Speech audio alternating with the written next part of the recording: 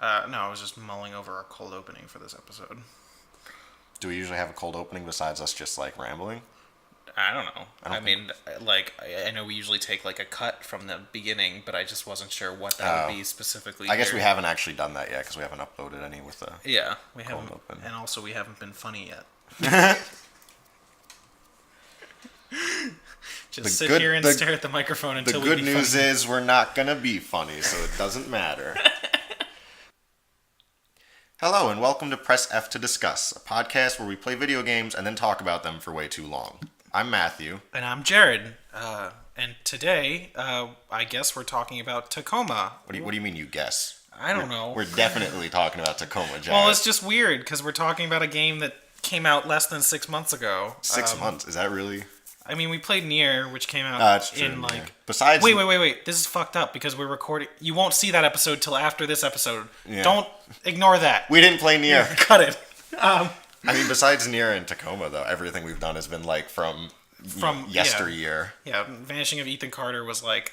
That's true. That was 2011. actually relatively recent. Only 2 years. Yeah. Anyway, so today we're talking about Tacoma, a 2017 walking simulator, except it's not entirely a walking simulator because sometimes you're floating, from Fulbright, the people who did Gone Home, which I'm pretty sure this episode's also going up before Yeah, our Gone Home this episode. episode's also going up so before that's Gone going to be weird. Whatever. Anyway, Stay tuned. yeah, stay tuned for part one of this 2-part series. Wait, the Fulbright series? Yeah. We need more games from them, or else that's just the There's end no of the more series. games. It's just those two. We play like BioShock 2, Minerva's Den. Is that like a series then? If it's just two things, Shh, don't. It was a gag. Don't ruin it. it's like a Sherlock season. All right. Matt, what did you think of Tacoma? So I like Tacoma a lot. I really liked Gone Home, which again you'll get to hear about shortly. Yeah, spoilers. But Tacoma has a lot of the same kind of heart and care and attention to detail that Gone Home did, and I think those are like really important strengths for a walking simulator game. Is the ability to convey kind emotions in a way that like is still engaging as a game. Yeah. What about you? What did you think of Tacoma? We sound like robots today. Tacoma, the video game from Fulbright. Yeah. All right. You didn't really get the like Microsoft Sam voice going, but that's fine. I thought it was Cortana. No, Microsoft Sam's the voice, not the like voice synthesizer thing. The one that like. Anyway, yeah, Trippy. Tacoma's really good. Like I don't. I'm gonna try to avoid comparing it to Gone Home too much because you haven't heard that. Whatever, I'll do it anyway. Fuck it. I don't care. What does this game have to do with Gone Home, Jared? Okay, so like Fulbright has this absurd gift for like making a space feel lived in, like that I don't think you could really compare to anything else. Like, Yeah, I mean, like the best like the runner up like for whoever might be doing that, like whoever's making like really compelling environments, like I can't even think of something that like approaches. yeah, I mean, I don't know. I see it a bit in like really independent games, like games you can get for like free from someone's itch.io, where because it's such a small project, they can pump a lot of details into it, Right, and give it a lot of yeah. personality. But yeah, in terms of AAA or even like mainstream indie games, so to speak, I'm really hard pressed to think of a team that does it as good as Fulbright Right, does. and just like that, having that as their baseline, like regardless of anything else, the fact that they're so good at that, like immediately makes their games like really compelling. Yeah, because they're very immersive, and not in the sense that you like forget you're playing a game, but just in the sense that like this feels like a world that is lived in and that you are Right, witnessing. that does so much heavy lifting. Yeah. Like for any, like the fact that like you walk in and like from the minute you start, like there's all sorts of like neat incidental stuff that feels human. Like the fact that even on your ship, like the AI like loading port thing, for where you put what's its name? Odin? Yeah, where you end up putting Odin.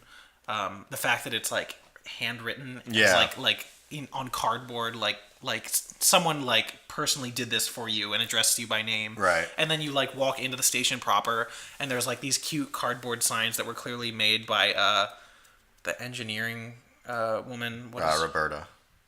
was Or it? Nat.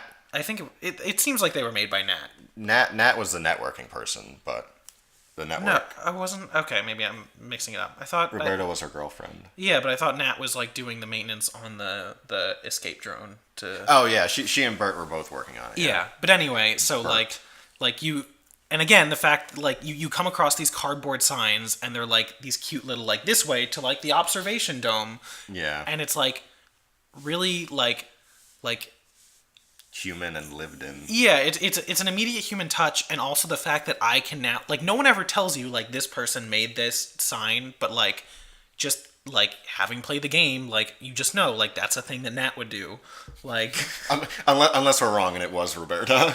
it doesn't seem like a thing that Roberta would do. No, I think you're right. I Yeah. think it is Nat. And like the whole game is just that, like it's just again got that like careful attention to detail that I think it's got some frustrating issues with how modular it is, like in the sense that unlike something like Gone Home, all the environments in this one are like distinct Yeah. and independent. I mean, literally from a mechanical standpoint, distinct too. Yeah, like they're separated by loading screens, and like even the ones that aren't separated by loading screens are like not interconnected in any way. Well, they're not loading screens exactly. Do you mean like They're- the elevators? Those are loading screens. Oh, okay. Well, yeah. Sorry. I thought I was thinking like Yeah, actual loading, but yeah, and like yeah, they're all very distinct wings, which Gone Home did in an intentional sort of way to personalize elements of the house, but also didn't ever completely shut off people from each other. Right. Which I don't think they didn't. They don't do that here. You can definitely see, especially if like a pair of people are partners or something, you can see them like bleeding out into other areas. yeah, sure, but like the house is still like Right. interconnected, whereas here It's all discrete. yeah.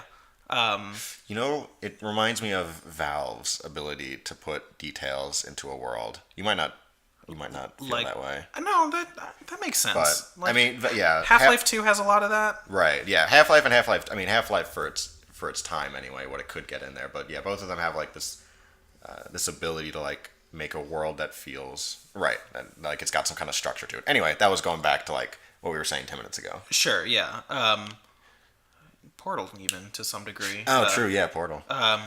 But yes. So anyway, I like it a lot. I do think that like the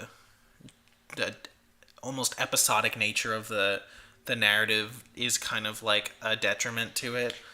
Yeah, I think it dovetails into my biggest criticism of the game, which is that I don't feel like there's a cohesive like narrative theming. Yeah. So like the story of Tacoma is you are a contractor who basically goes onto this ship that's been abandoned, and it's your job to figure out what happened. Well, not even that. Ostensibly, your job is just to recover the. Oh, that's right. the That's right. You're just AI. trying to, yeah, that's right. That's But right. then, like, it takes literally your impetus to view the recordings of what happened is that it takes a really long time for the AI data to upload. So Yeah. you just have to wander around in the meantime, Yeah. which is kind of funny. That's right. I forgot that. Yeah, Because like it won't proceed until you. yeah. There's no way to wait it out. I think there might be a way to wait it out, but you'd have to wait a really long time. Really? Yeah. Because it just wouldn't move for me. But Yeah. maybe that's yeah. And so you can kind of see this ship used to be manned by 6 people, and using like the data recording software that their company was using, that you can interface with. You can basically see what they used to be, what they had done in the moments and days leading up to whatever caused them not to be here anymore. Yeah, and so this is like the interesting, divergence in this game from Gone Home is like the recording stuff that's going on. Like Yeah, and the presence of like other characters in a way that's not. It's like it's isolated, but it's also not. they're like abstractions of other Yeah. characters, and in some way that like makes it more bearable because like you get to see some intimate stuff. Right. And yeah. So like to explain further, like the primary mechanic of the game is every time you go into a new area, you receive like a notice that there's recording data available, and it's not video. It's literally like the station has recorded the movements of the entire crew. Yeah, because they like have to wear like augmented reality modules, and so it like tracks their Right. movement Yeah. And like so and their speech and stuff. yeah, so you effectively get like a scene that plays out in this area, but like it's more than you can like possibly get on one watch through, because like everyone is doing different stuff in different parts of the room. So it creates this neat mechanic where you basically have to like get the like playback data and then like scrub through it. Yeah. Like And like track down different people to see what they're doing at different times Yeah. in the same area. and I think it's kind of underutilized a bit, but like there's still a bunch of neat stuff that it does. Yeah. Like the fact that, people will like interact and then split off and go and do different stuff. So like, you might see this person like interact with someone else, and then, there's some you rewind and see that they did something before that provides additional context. Yeah. Or did something afterwards. Right. They talked to somebody else and said how it like made them uncomfortable or something, that conversation. Yeah. Like there was one bit that I thought was really great. So the doctor, Sarah. yeah, Sarah. There's a scene. If you haven't played it, you should play it. But the main conflict of the game is that very early on, a meteor hits the station and disables the ship's communication systems and oxygen supply. So this crew of 6 has to like figure out a way to survive, or like make their supplies last as long as possible. Right. And try and figure stuff out. So there's this great scene where the botanist, I can't remember. Andrew. I can't remember any of these names. It's killing me. Yeah, Andrew and Sarah have this like conversation where they're trying to figure out. So like Andrew's freaking out because like he has a kid back home. Like a kid and a husband or a partner. I thought he was divorced, but I thought they separated. I guess that could be it. Yeah, I thought it was like he was divorced and his father was back home too, and his father was watching his kid or something. I don't know. Maybe I'm mixing it up. I got the impression they were partners, but I could be wrong. He used the word father, and maybe I'm just mixing it up because he was like talking about his kid's father. He said your father. I remember that note. Yeah. Anyway, yeah, and there's like, and first off, like his thing with his son is really great and like cute, and like it's a very nuanced portrayal of like a distant relationship and stuff like that. But there's a scene where he's trying to figure out like how they're going to escape and like what they should be doing, and how they can extend their lives as long as possible. Yeah, and Andrew is talking about like going against protocol basically, and not going into cryo sleep because he doesn't. Because after 72 hours, basically, I think cryo sleep causes brain damage. Yeah. It's not like a sci-fi cryo sleep. It's like a practical like medical. You can't last indefinitely. Sarah like is trying to convince him to like stick to protocol and stuff like that. And so like their conversation ends, and then they walk off, and like Andrew is going through his own stuff, and then Sarah walks off, and then like alone, like she has a panic attack, like up and away from everything, while Andrew's doing his own thing, and it's like these threads of narrative like interweaving and and it's like really what's really cool about it is the fact that like those are things that you knew were there. Because like if you went into Sarah's room before this conversation, you'll see that she has like a lot of books on like meditation and like self-care, mindfulness, which are all like common techniques for dealing with like an anxiety disorder. If you go into like Andrew's room, you can see like I think he's got like maybe a note to himself about how or a letter. Oh, that's right. He's like writing a letter to his kid and the other guy, which partner and or father. Yeah. And saying like, I'm sorry I couldn't be there to see you graduate, but if you're getting this, it means like I died, Yeah. on this mission. And it's like you can see like these building elements of their characters that are then like realized in a physical way to you. Right, yeah. And it's like such a cool combination of environmental and character story building. Mm-hmm. And I think it's also really complemented again by the quote unquote parallel timelines things where you can see these characters acting out in real time ways that we know that they would act out based on like environmental stuff. Right, yeah. And based on their conversations with each other.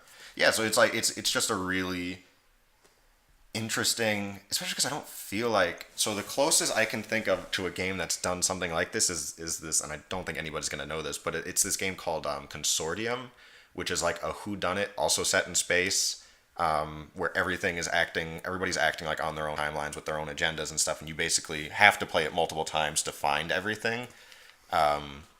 That's the only other game that I can think of that uses time as like intelligently as Tacoma does. Right, yeah. I think it's a really interesting idea to explore. I mean, I think it's good for Tacoma that you don't have to replay it. Yeah. But it's such a clever way to have different storylines and not limit yourself entirely like Gone Home did to environmental at your own pace storytelling. Yeah, it is really like the one thing I wish that like the first time you came across the recording you had to watch it all the way through before you could rewind, because like because I was really confused thinking I was missing something when I kept on trying to get like Clive's information, but he wasn't anywhere near me. And I was like, sure. What am I doing? Well, I think that would have been interesting because like I think the diverging narratives are neat, but also like there's this weird thing where like you're not forced to stick with or see a conversation through before you've seen everything that led up to it. Uh-huh. So like a bunch of characters will converge like a minute into a scene, and like what I would always do is like I would follow a character up to that conversation, then rewind and like follow the next character up to the conversation, then rewind, and like I think it would have been like obviously this is on me to some degree, but I think it would have been more compelling if I was forced to just like see the scene in real time and then I could like begin to take it apart. Yeah, I think yeah. That almost reminds me more of like a cinematic technique, right? Because like specifically the reason that I think Fulbright did it this way is the fact that they don't want you to have any kind of like official frame with which to view it, right? Like It's just wherever you go. Mm-hmm. Whereas something like, I don't know what that would, probably like a Christopher Nolan movie or something that does something like that, where you have like characters with different, you know what, it's Vantage Point. That was a terrible movie. Vantage Point? Yeah, Dennis Quaid has to stop a terrorist attack. So 24. Yes, but that's Keith Sutherland. But look, whatever. I was just going for like the terrorist attack. Is that the it? Real time, like yeah, that's true. It is real time as well. Ostensibly. Let's talk about 24. Yeah. Stay tuned for our 24 fan podcast. No, don't watch 24. Don't do that. Hey, we're not here to talk about 24, Jared. Don't watch it though. Yeah. Yeah. No. Anyway, Vantage Point. Right. So the idea is, I think, I guess I see that. For me, what I would do is I would like stumble upon something and like watch it from the beginning, and I would follow whatever character I stumbled upon. And if it meant like eventually I ended up in a group, usually I would actually watch it multiple times to kind of like pay attention specifically to what my character was doing in that moment, or the character I was following was doing in that moment. Right. Yeah. But I guess I could see why you would want to have some kind of like grounding first that you have to witness. Yeah, I mean, don't get me wrong. It's still really cool. Like, I think the system does a lot of things right.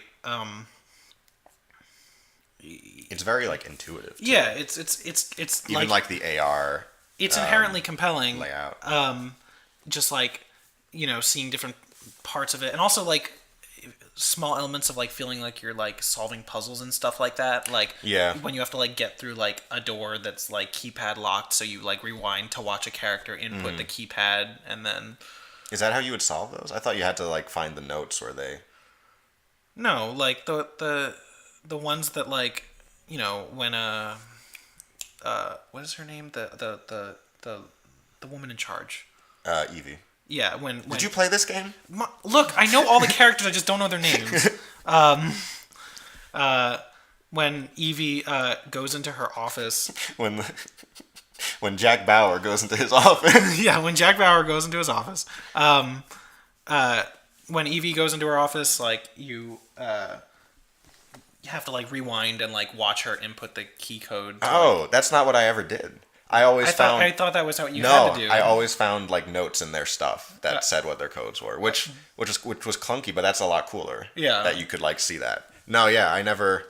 I didn't realize that was even a thing you could do. I just Yeah. assumed that some interesting. Yeah. Interesting. Anyway, yeah, like that made me feel clever. I guess you are cleverer than I am because I was just like, oh, I hope they wrote this down somewhere. Yeah. Yeah. It's neat. And it's, again, it has that it has a surprising amount of personality to it, despite the fact that you're looking at abstractions of people. You mean the characters or like the character world? acting? Yeah. I mean, it is. Thankfully, the voice acting is like great. And the characters are all written with a lot of pathos. Yes. And a lot of personality. And because you can always see them in these intimate moments, whether they're alone or with somebody or in a group, and you can see how they're all interacting. Yeah.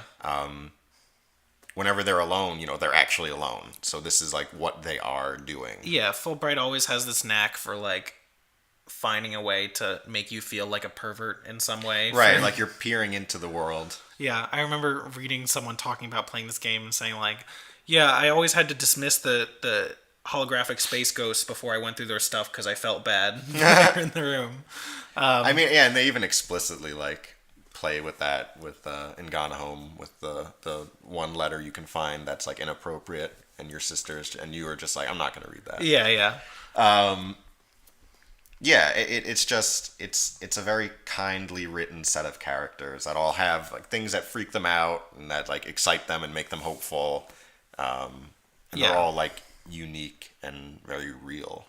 Yeah. So this is interesting in that, I mean, I guess Gone Home has elements of this too, but like, what do you think about like the grander like plot, I guess? Yeah, so I mean, I think that was, like I was saying, one of my broader criticisms of the game was that I think it didn't have like a very cohesive kind of main so it had a narrative, right? Like there was obviously the crash and like what happens. Mm-hmm. But I mean, like the themes of the game sometimes felt kind of discrete to one or two characters that it was affecting.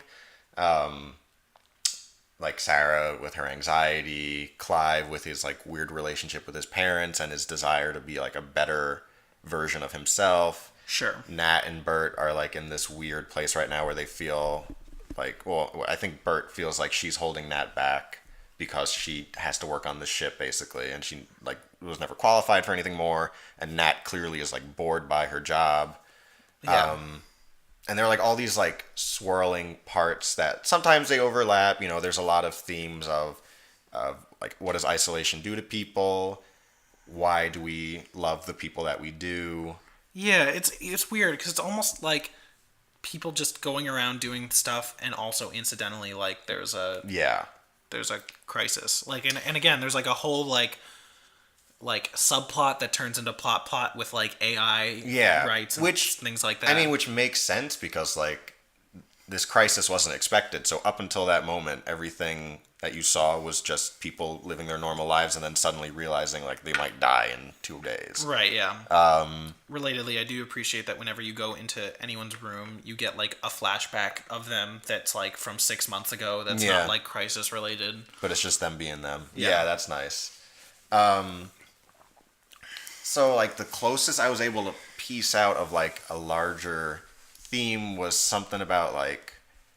Well, I don't know don't let corporations, like, control your life. Because, like, I think that was one of the funny things. And I guess probably art imitating life rather than life imitating art. But, like, was, like, how the Venturous Corporation basically like has invented its own form of money, its own like housing complex, basically like infiltrating the lives of all of these people, and so Yeah, like while you're taking the elevator from place to place, you get like ads for the Venturous corporations. yeah, Like, which is like literally something like Facebook is considering doing. Yeah. If they haven't already, I don't remember. And so like that kind of ties into all of this with that idea of like what is a person. right. Well, it's And interesting. like the AI themes are like what is Yeah. individuality in that sense. Yeah. Well, it's interesting how many characters like backstories like have something to do with like corporate exploitation or Yeah. like being trapped in a system. So like Sarah has this whole thing about like about how she had to operate on someone and like the AI made a mistake or something like that, but the corporation that she was working for refused to like accept that their AI was faulty, so she was forced to like she took the blame. Yeah, they not even like they straight up like suppressed the fact that the AI was responsible in like a legal case. Yeah, which incidentally is a great character building piece and like feeds nicely into her panic attack that you see later. And her struggling to understand what to do in order to save everybody on the ship. And the fact that Andrew's up there like basically working to like be able to send, you know, his son to college and things like that. And like that's dependent on like the what they're called, I think, loyalty bucks, which is like Venturous's, well, not Venturous specifically, but it's like basically the longer you work with the company, like they give you like a special kind of money. Yeah. So basically you're incentivized never to leave a company because then you have to kind of like restart with your loyalty. Yeah. And then Clive has a whole thing with like he went to college with them or something with Venturous. Was it with Ventura? It was Or he went to college with some like Hilton. Yeah. Which I don't know if that's like some kind of like corporatized college. Right. And then like he didn't work with them afterwards. Yeah, and they like blacklisted him or basically or something like that. And it's just like this interesting because it's so like I guess it's a testament to like the character writing because it doesn't like in a clunkier game it would feel like here is our theme, like, and every character would revolve around that. But instead, it's like every character exists, and incidentally, they have like these things that like are stressing them out, and Yeah. that I mean that nicely that feed into like who they are now. right. Yeah. What else? What I guess Nat is like constantly being like pushed away from Venturous to like even try to do her job because they don't want to give her access to the AI. Well, yeah, they don't really provide her the resources in order to like do her job. right because they're actively like taking advantage of her and they like instruct the AI to basically kill the passengers and things like that. Yeah, so like that's and so the issue with that as the theme is that it's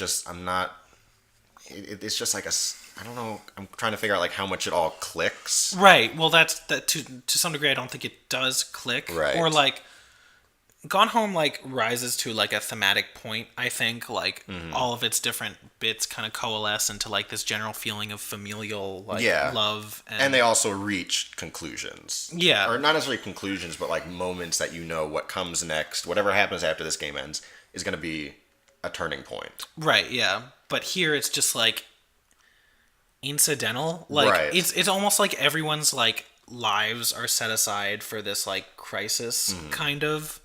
Like they're dealing with stuff, but it's like none of it actually changes. It's like a snapshot into their lives rather than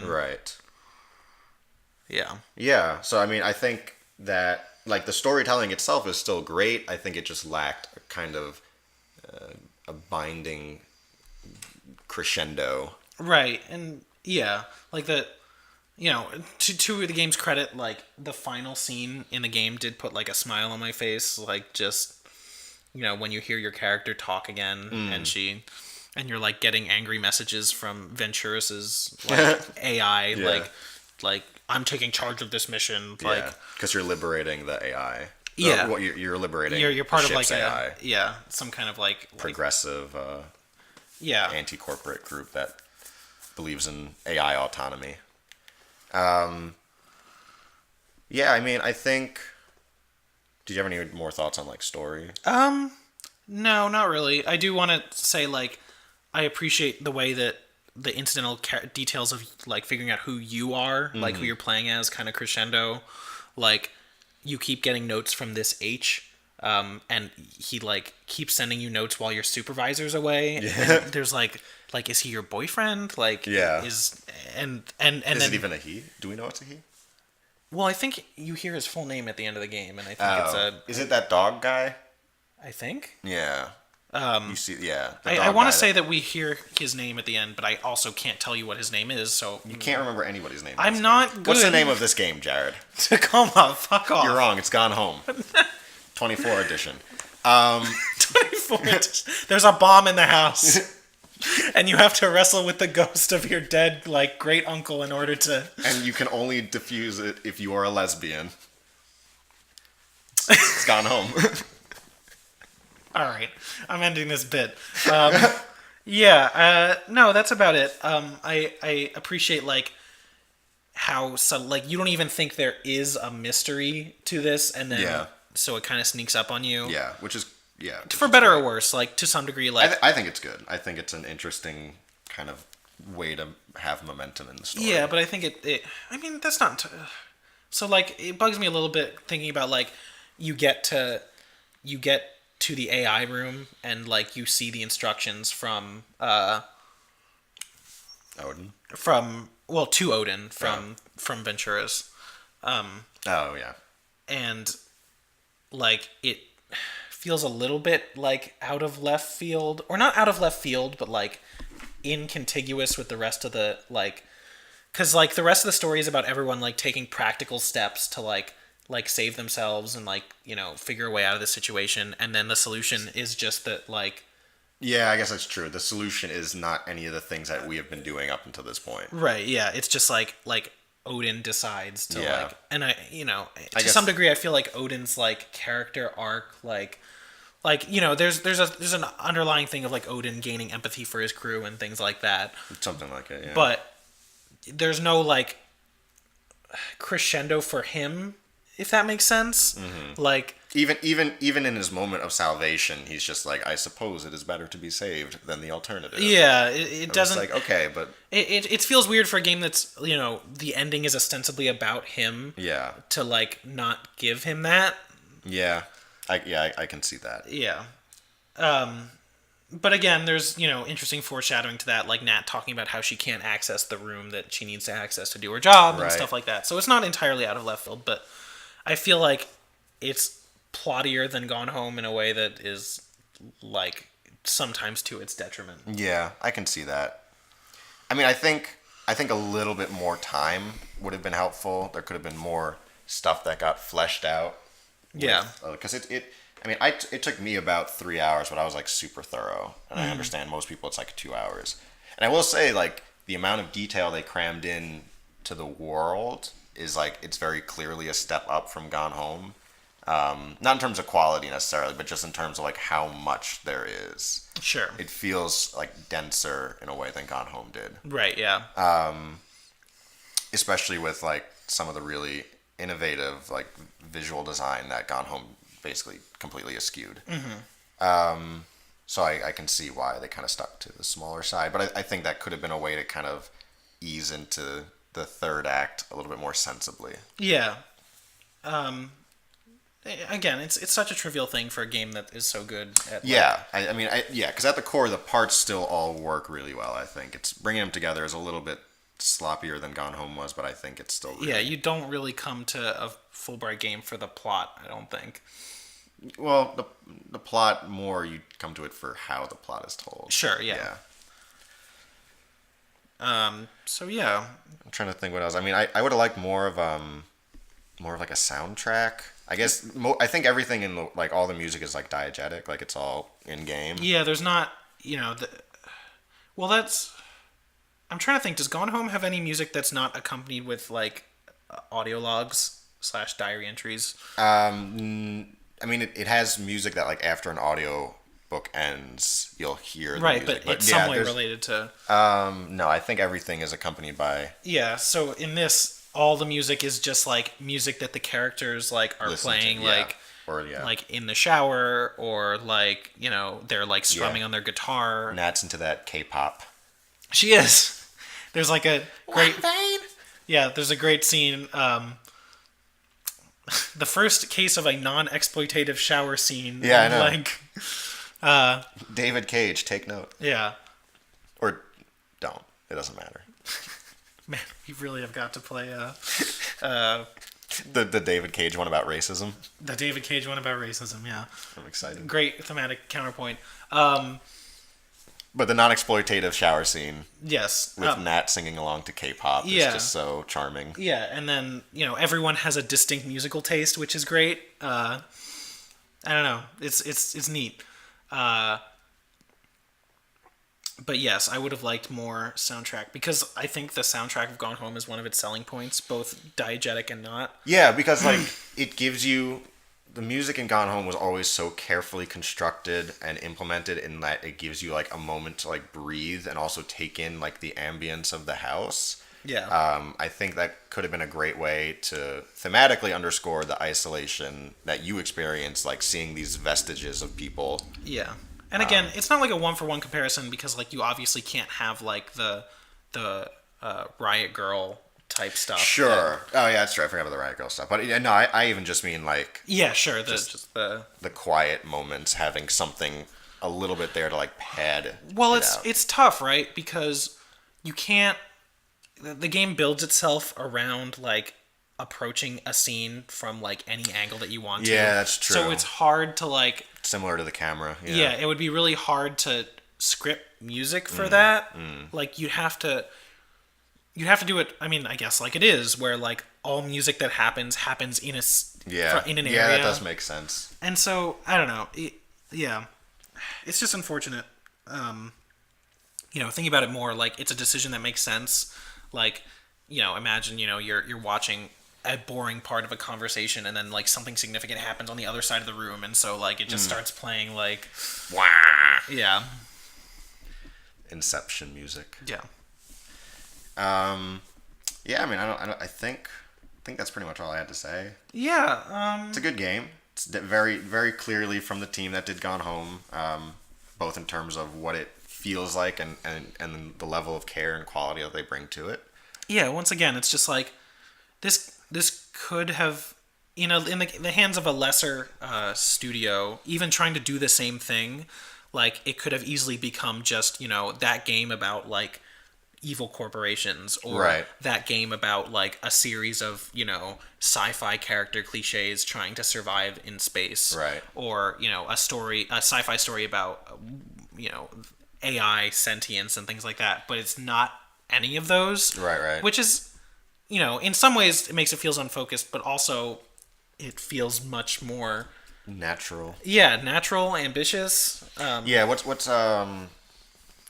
There's a literary term for it where you feel like the world, when you enter a story, it's not that it has these distinct starting and end points. It's that you've just been dropped into it and eventually you're going to drop out of it. Yeah, like the world exists beyond what you see of it, which is really cool. Yeah, and I don't remember what the term is. That's really annoying. Yeah.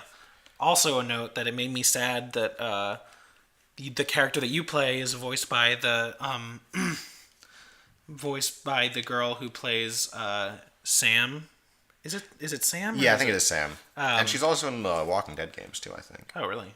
But it's actually, I don't know. Your character is voiced by the girl who plays Sam, whose voice like is great, and like she has a great voice. She's really good at what she does. She's a talented actor. Yeah. But you only hear her talk at the beginning and the end of the game, and that made me sad. Yeah, but it also like I don't know. It also kind of was like a book ending. Or bookends rather. Sure. Yeah. So. Yeah. It's a good game. It's a good game. We're back on our bullshit with walking simulators, but like, this is a good one. Like. Yeah, we should just call this Press F to simulate walking. That's a better name.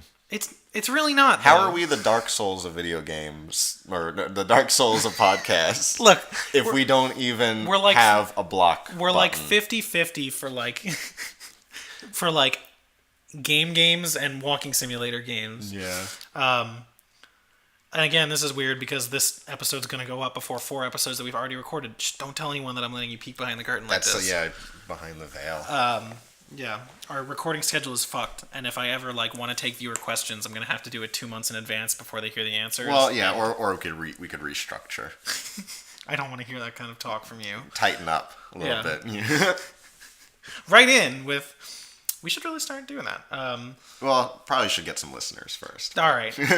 Hey, you, the one person who's listening to this podcast. Hey, buddy. I like your attitude. You want to buy some video games? Yeah. No, I think that's all I had to say. Good game. Play it. It's my tagline basically at this point, but it's kind and it's good, and that's really all I can ask for. It's DiGiorno.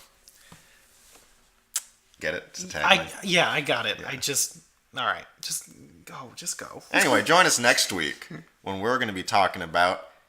Do we come up with a name for it? No.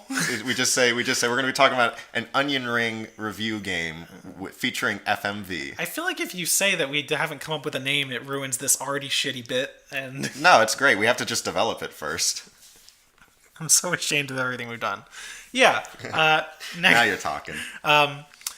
Until next time, this has been the Dark Souls of podcasts. Is that how we close it out? I don't remember. Yeah. I thought we say our names. Oh, I don't know. We can cut it. I'm Jared. And I'm Matt. And we've been caught in a horrible body swapping accident. Someone please help. All right, end it. Cut it.